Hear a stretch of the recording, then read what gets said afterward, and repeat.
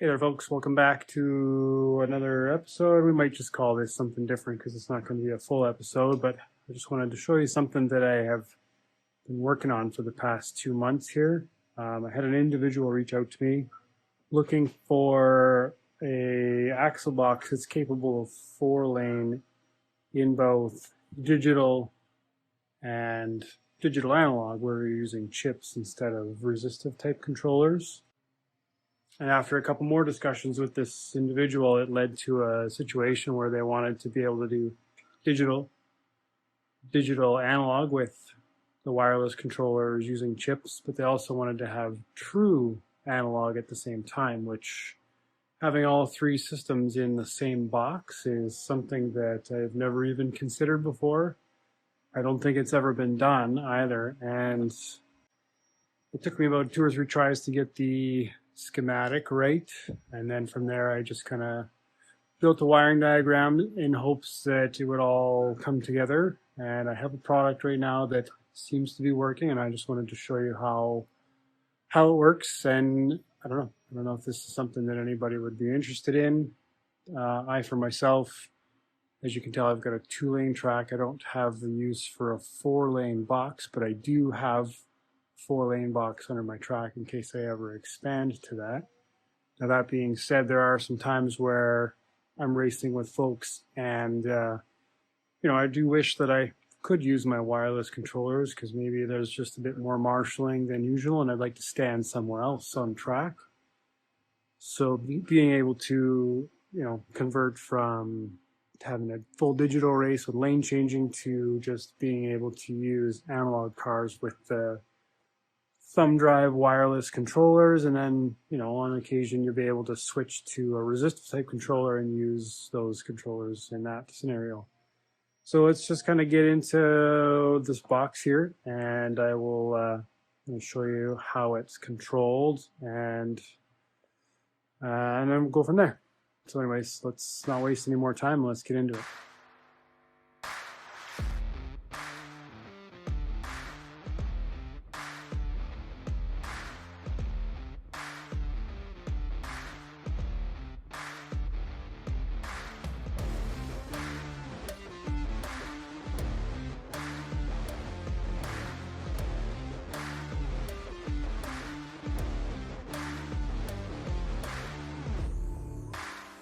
So as you can see here, I've got a 4-lane track. This is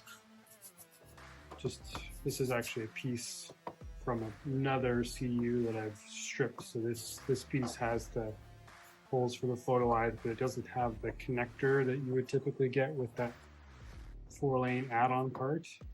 Regardless if it did or not, you'd have to disconnect that so that these 2 lanes are not connected to one another. You need to keep the lanes isolated from one another when it comes to using a digital analog converter box. So that being said, this is an independent 1, 2, 3, 4-lane system. Each lane is connected to the box separately. And then I've got 2 digital cars. I have 4 wireless controllers. You can see they're numbered 1 through 4. And then I have 1, 2, 3. Where's my 4th analog car? It's gone missing. 1 second. There it is. I put another car here as my 4th, but it had some tires that were not particularly rounded, so it was pretty unreliable. You can see most of these are just Carrera cars that have had the chips taken out of them. And then you have our 4-lane driver stations. These are all wired in just to posts. The e-stops and the pace car start stops are not wired into the box yet. And then I have the box. I'm not going to get too close to that because that's hours and hours of hard work, and I don't want to give away too many secrets, but let's get started here. So right now, on the front of the box, you'll see that it has 2 switches. Now, if you want to run digital cars with digital controllers, what you're going to do is you're going to leave both switches in the down position. We're going to go digital, and I'm calling this T-digital, which is true digital. So both controllers in the down position. This is what we're working with right here. Right, so we're just going to use 2 cars, 2 controllers for this to prove our points. So I'm going to code my controllers. You can see this. Looks like you can. And I'm going to put car number 1, controller 1, and car number 2, controller 2. And now just focus on 1 for a sec. You'll see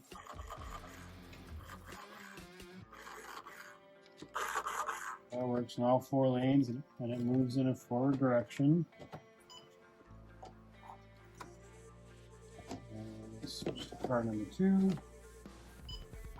Same thing, right? So, digital works. Lane changers, everything works as long as you've done your isolations between your lanes with the curved lane changers.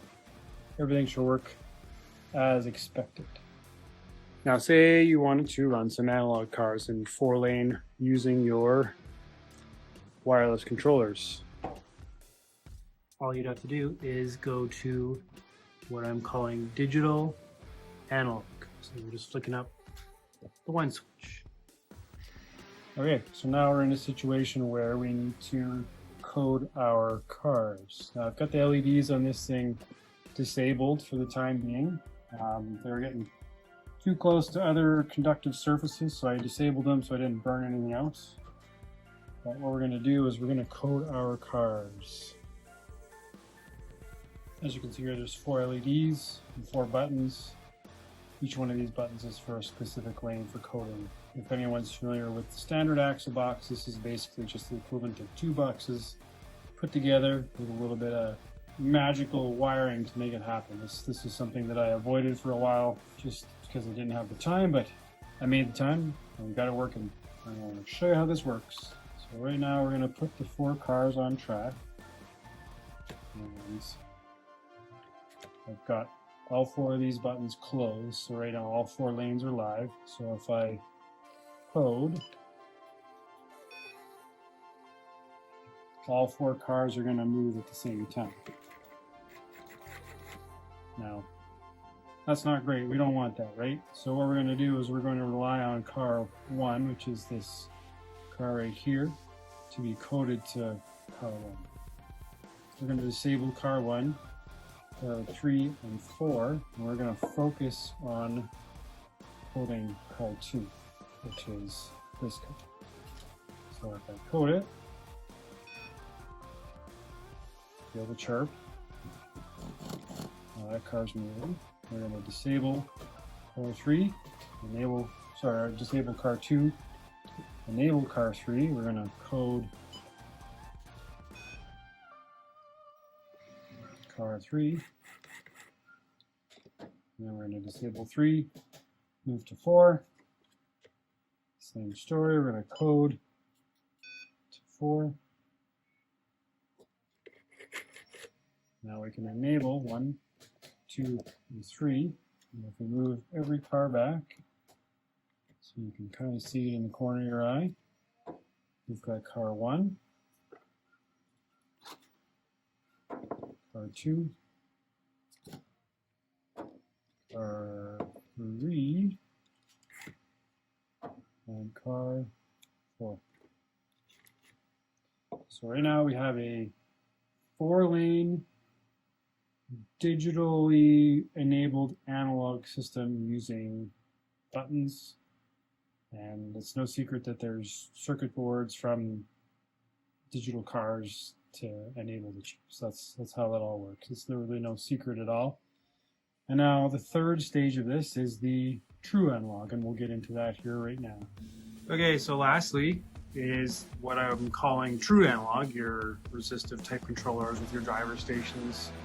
So true analog is basically with this switch straight up. Now, with both straight up, true analog is going to take priority over this switch. If you make the mistake of having both switches up, it's not going to affect the system. You're still going to get true analog output. I guess the only issue that would arise is if you're trying to do digital analog and you left this switch in the upward position, then you're going to be frustrated that your digital analog is not working. So true analog, turn that one off. Now we can do a true analog test with a resistive controller. Okay, as you can see here, there's a bit of background noise. My heater and my printer are going at the same time, so hopefully you can hear me okay. We got 4 driver stations. This one I've wired as car 1, 2, 3, 4. Right now we've got our controller hooked up to car 4, so let's just give this a go. You can see here, I've driven off the edge here. I'll do this as quick as I can. Maybe I'll speed it up just so you don't have to put up with the slowness here. Car 3, car 2,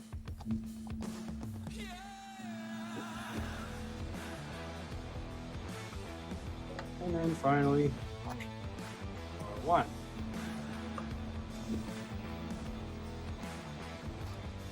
Whoa, whoa, whoa, oh la la. So there you have it. That's basically it in a nutshell. It's a 3-mode system that allows for you to run what I'm calling true digital, where you're using a digital car with your digital controllers, and then you can toggle over to we're calling it digital analog, where you're relying on the digital system to enable the use of analog cars. Here's your analog car, and then you still get to use your wired or wireless, branded or off-branded digital ready controllers. And then if you're, into it, you can get into the more, resistive type controllers, 3-post, something that's club ready, and that's kind of where some people are at. That's where I'm at. I'm using club controllers for my 2-lane track. I'll show you my system here. I've got my CU right there, and then under my track I've got, I don't know if you can see that, there's my ULTRA4 and my power supply, and then over here I've got my red lane 3-post and my blue lane 3-post. Now, with this setup, I can't use my wireless controllers for analog cars. It's just for digital, and that's fine. Lately we haven't done a whole ton of digital racing. It's mostly doing analog. So the 3-post system works for me, but, at some point I might toggle over to this system just so I can use my wireless controllers when folks come over and we want to run some analog cars, but I'm moving around the track more because I'm marshalling stuff. I've got parts of my track that are kind of high marshal areas. We got this little squeeze here. Cars are always careening into that foam barrier, and then we've got this spot here. This area here is definitely a kind of a higher crash area. People come around this bend here and they just carry too much speed and they get trapped underneath the bridge here.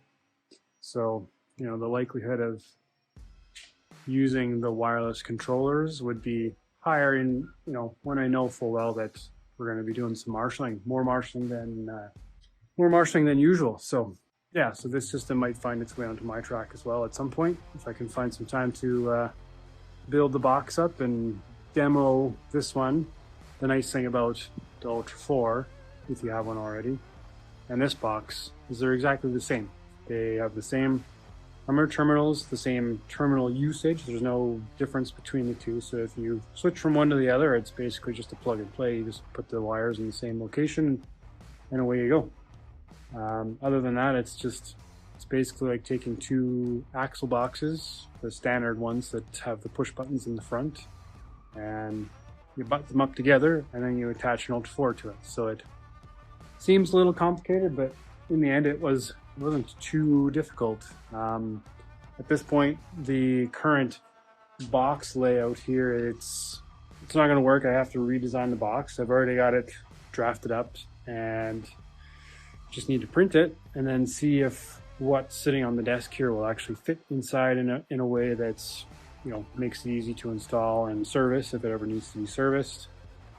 But other than that, it's pretty much a done deal. So I'm looking forward to getting this properly printed and assembled so that I can show this box in my hands as a completed unit and do another test and see if this is something that is going to be, you know, a long-term build. It's going to be kind of a one-off for this individual, but if there's anybody out there that's interested in having all three modes, that this is something that I would be absolutely open to building again. Thanks again for watching, everyone. I look forward to the next video. Please like and subscribe and leave a comment if you have time. Thanks a lot.